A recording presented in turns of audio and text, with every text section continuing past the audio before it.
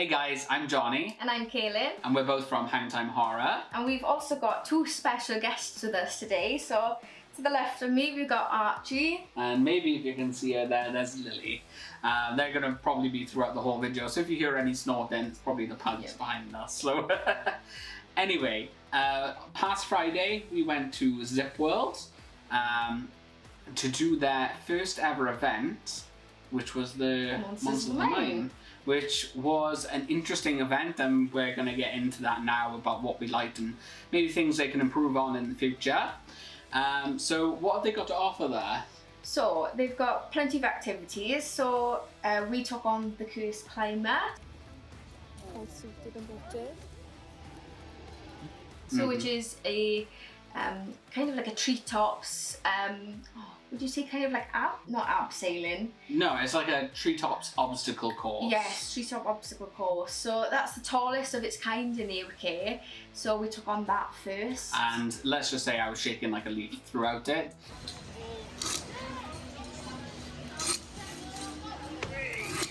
Way! How was that? Flipping hard, tell you. Roller coasters I can do. Yeah? Yes. Something else, isn't it? It was one of the scariest things I've done. I've done one of those sort of things before with Go 8, but it's just that vertigo feeling, isn't it, of height. But they also had another thing there, which was... Phoenix. I am so excited. This has been a long time coming for me. I don't know about excited. You're bricking it out. Here we are. You nervous, darling? All suited and booted. Give us a little spin for us. Voguing it. New style, is it? New style. I think you can pull it off really well. So how are you feeling doing the fastest seated zip line in the world? It's easy, boys. That's what I'm going to say. It's going to be much easier than that Cursed Climber. So yes, so it's the world's fastest seated zip wire. So we took that on in the dark as well. Yeah, so it's 70 miles per hour, which is absolutely insane. Again, I'm not... I don't usually do these things, but it was one of the best things that I've ever done. Definitely go there in the day as well. But what's great about this event is that you can do these activities in the night when you would normally do it in the day. So we're about to do Phoenix. Johnny's a little bit frightened. I'm just excited. I've been waiting ages to be doing this and I'm finally getting to do it. So yeah, we'll see if there's a monster waiting at the bottom. They've already chased me up here, so yeah. How are you feeling? Absolutely pressing myself. Is it a kicking in? Are you actually going to do this now? Oh god. Bloody shaking. It's not just because it's cold. Is it because of the monsters as well? No. Because of this. Yeah, it was a nice breeze. Yeah. And because it was dark underneath, I think it was just not that scary. Yeah. But I think I've just, I don't know, desensitized the heights now. Yeah, good. If you get to it, it's not scarier than the actual zip line. Well, would you do it again? Yeah, of course. Good. And I do the bigger one. Yeah, definitely. So what do you think? I love that. Yeah? I'm glad I beat you. Yeah, you beat me in the race. And I had my arms up like this. And, yeah. Flying like a phoenix. Yeah, flowing like an eagle, is it? Yeah. Oh, gorgeous. Oh. Thanks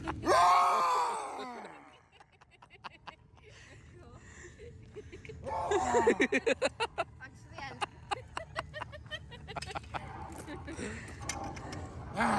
Very helpful. Very helpful. These monsters are very helpful tonight. Oh, stolen my goggles.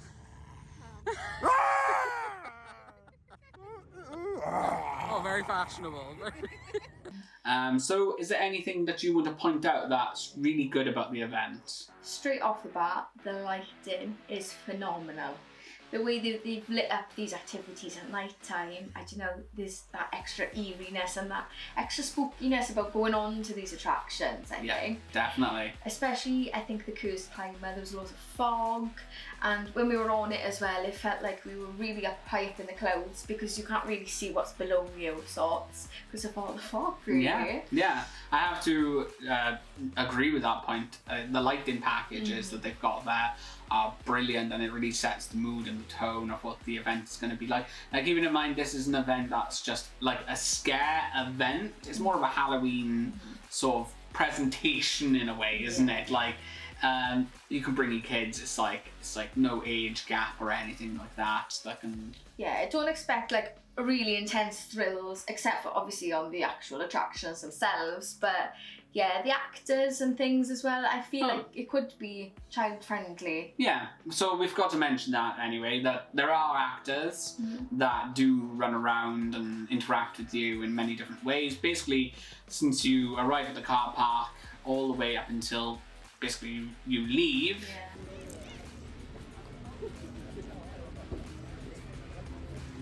I decided not to go for a pee because you turned the light off and screamed.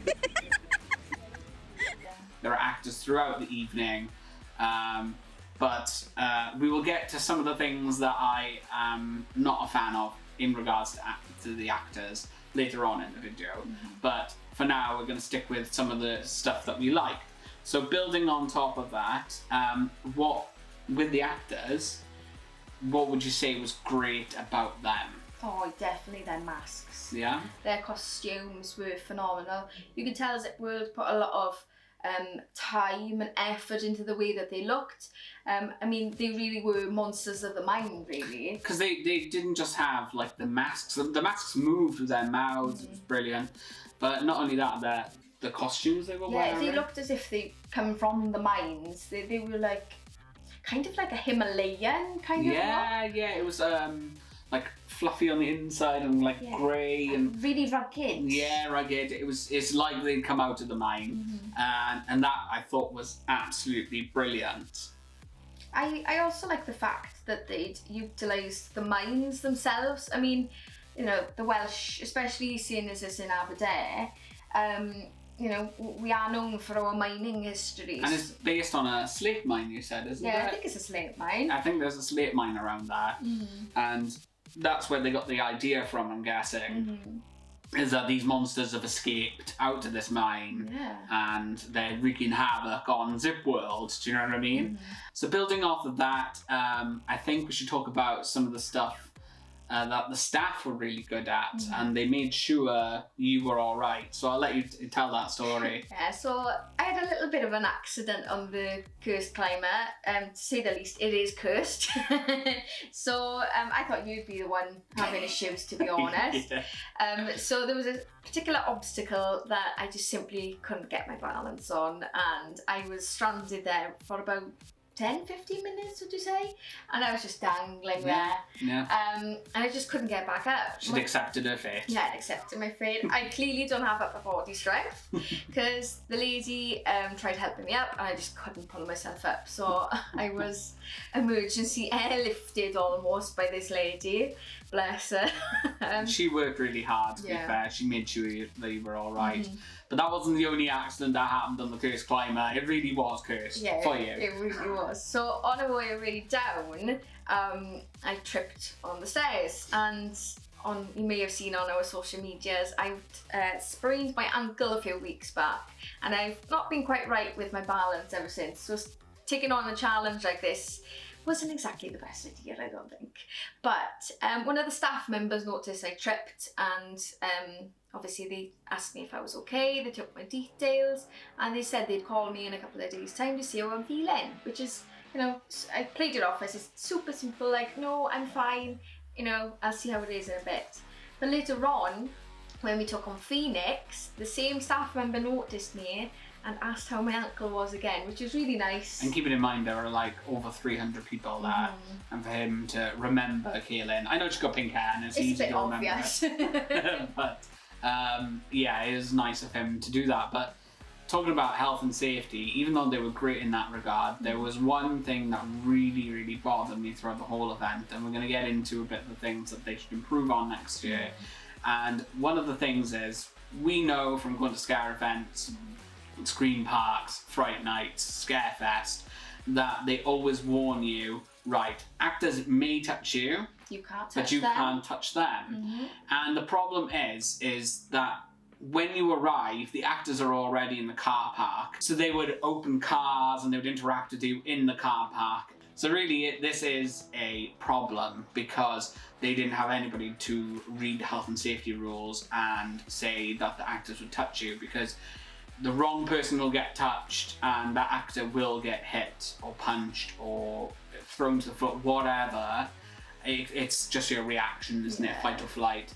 And I just wanted to protect the actors and the guests, really. So they need to look at that for next year. There was no posters saying that they were allowed to touch you, nothing like that.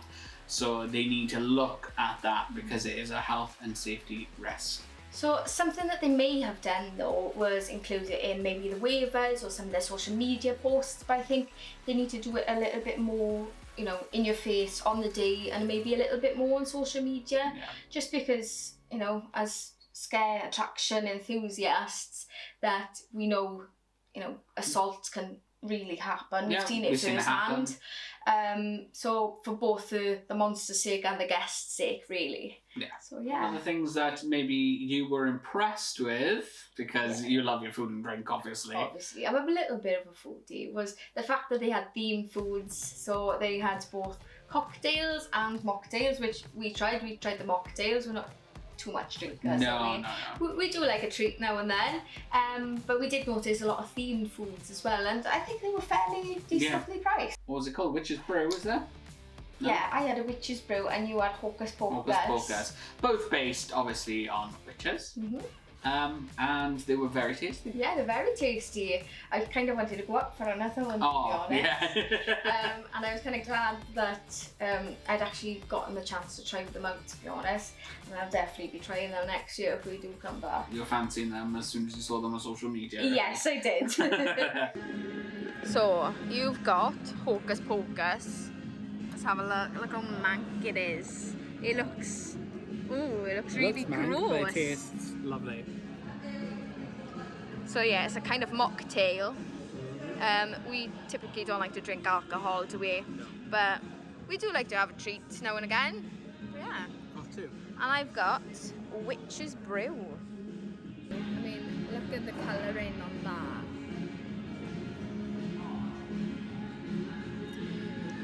That's really nice. It tastes a bit like lemonade, but like, yeah, like energy drink, as you said earlier, because of the grenadine.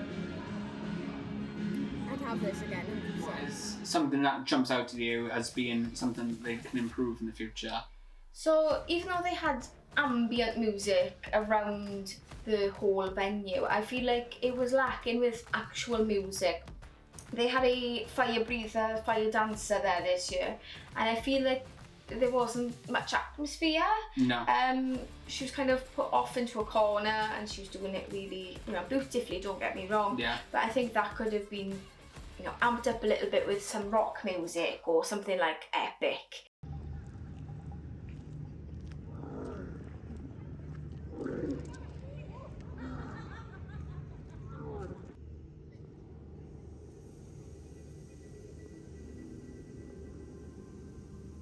Or show every 30 minutes, we were saying. Yeah, so something to break everything apart, isn't it? Maybe like a band, something that makes a bit more noise maybe. I mean, like, if it's every 30 minutes or maybe even every hour, it doesn't take away from the ambient sounds.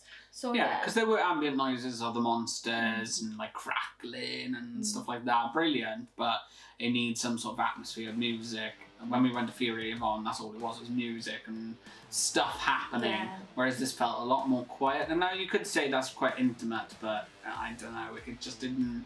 Why have a fire-breathing act and then not have something to go with it? Yeah. It seems a bit strange to me. I feel like there wasn't enough to do after the main attractions. So maybe something like a market, or even just like something a bit more Halloween traditional, like bobbing for apples, or even like face painting or something for the kids, you know? Something, Definitely. I don't know, something else to do. But Yeah. all in all, though, I have enjoyed the event. Oh yeah, we've got to say that. We've enjoyed the event. And these things aren't negatives. No. They're things to take away that they can improve on for next year, because we want as many scare attractions in Wales as possible. So it's easier for us to get that. I think the last sort of thing that they need to bring in for next year to make it a bigger and better event is to have the video when you're on the Phoenix. Yes. Get some night vision on there, something really scary, edit a video together. I don't know, but I think it would be really, really cool. And because it was our first time on there, and they usually have a video, for us to not have a video, it was a bit of a letdown. But it's an excuse to go there next time. Yes, exactly. Exactly. And just do it again in the daytime. Yeah, exactly. But all in all, we thoroughly enjoyed our first ever time to Monsters of the Mine, and they should be really proud for their first ever event that they've done in South Wales. I mean, Llyn Fawr seems to be fairly popular in North Wales, which I think we also need to go to. But yeah, I think they should be really, really proud. Really proud. It was a very good event, and I think you guys should go to it if you can get to Aberdare. I know it's a while away from England and stuff like that, but if you can get there, amazing. Yeah, go for it. It is worth it. I've been Johnny, I've been Kaylin.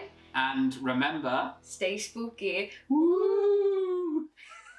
Bye, guys.